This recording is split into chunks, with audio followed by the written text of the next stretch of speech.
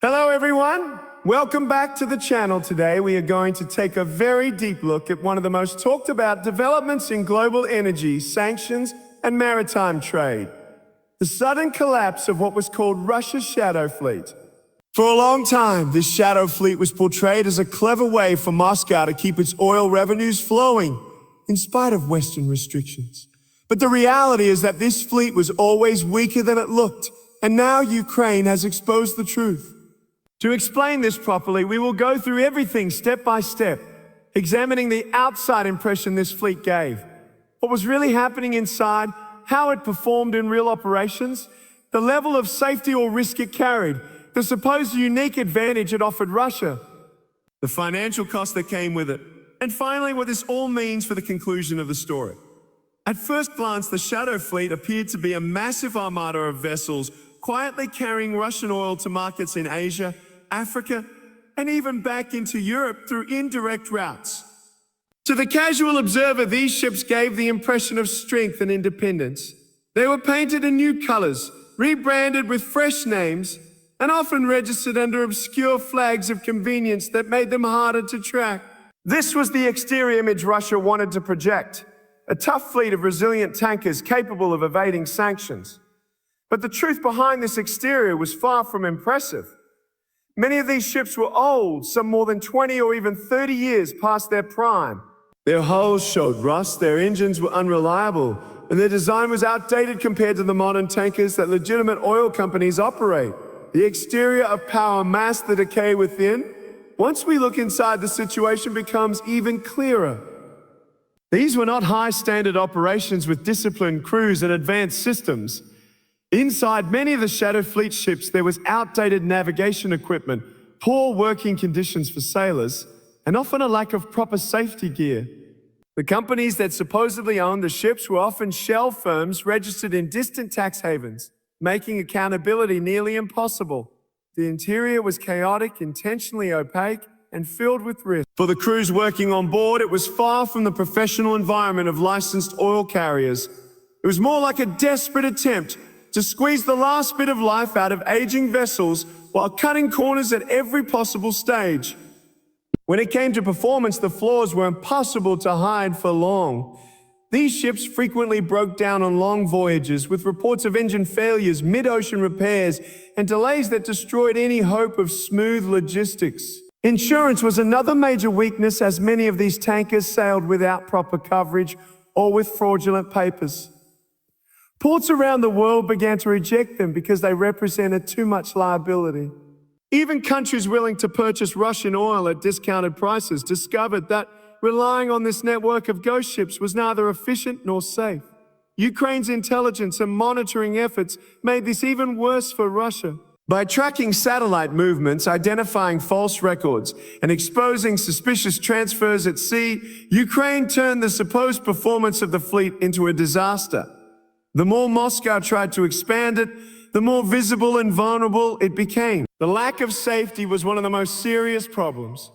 Modern maritime trade depends heavily on strict safety regulations, but these ships ignored most of them. Without inspections, without certified equipment, and sometimes even without functioning lights, they were like dangerous relics drifting through busy sea lanes. Environmental organizations raised alarms that one accident could cause catastrophic oil spills, threatening ecosystems and coastal communities. Even the crews were placed in harm's way, sailing in unstable conditions on vessels that should have been retired long ago. Instead of being a reliable tool for Russia's economy, the Shadow Fleet became a floating hazard. It posed risks not only to Russia's rivals, but also to neutral countries that had nothing to do with the conflict. Russia had hoped that secrecy and volume would serve as the unique selling point of the Shadow Fleet. By hiding ownership, disguising routes, and using deceptive tactics such as ship-to-ship transfers in open waters, Moscow thought it could flood the market with oil beyond the reach of sanctions. For a brief period, this strategy seemed to work. Billions of dollars in energy sales continued despite Western attempts to cut them off. But secrecy is not permanent in the modern world. Ukraine, backed by advanced surveillance technologies and cooperation with international partners, exposed the true network. Once those roots and identities were revealed, the unique selling point was destroyed. What was left was a broken fleet that had lost its only advantage, because the moment sunlight was cast on it, the illusion of secrecy vanished. Well, financially, the Shadow Fleet was never cheap, even though Moscow tried to present it as a cost-effective workaround.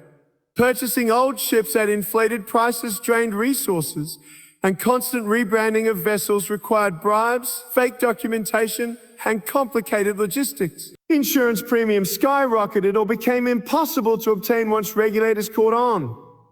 Each time a ship was intercepted, denied entry, or blacklisted, Russia lost more money. Maintaining this fleet cost billions, and yet it produced less and less return as exposure increased. Instead of being a bargain solution, it became a massive financial sinkhole. Countries that initially tolerated this arrangement began to step back once they realized the dangers and costs involved. The exposure carried out by Ukraine has now transformed the Shadow Fleet from a hidden tool into an open liability. Satellite evidence, leaked corporate records, and international coordination have shown how the scheme worked and who was behind it. Once public awareness spreads, the ability to operate quietly is gone forever. The fleet's reputation is ruined, and every future movement is likely to be tracked in real time. This undermines Russia's attempt to appear strong on the energy front. Instead of showing resilience, the Shadow Fleet now represents desperation.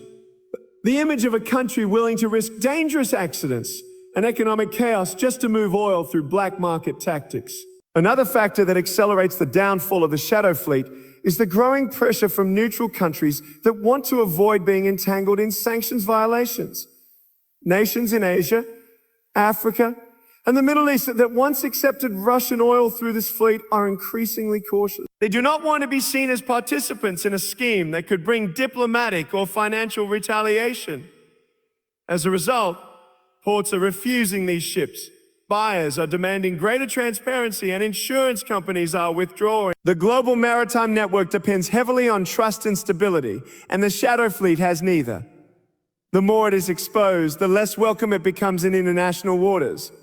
This collapse has wider implications as well. Russia losing this Shadow Fleet means losing one of the last major loopholes in the sanctions regime. Oil revenues are crucial for funding its war in Ukraine, and without a reliable fleet to transport crude to buyers, the financial strain grows heavier. For Ukraine, the exposure represents a significant victory. It demonstrates that transparency and intelligence can be just as powerful as weapons on the battlefield.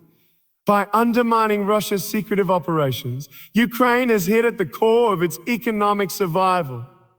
For the international community, the end of the Shadow Fleet is a signal that coordinated monitoring and enforcement can close even the most carefully designed loopholes.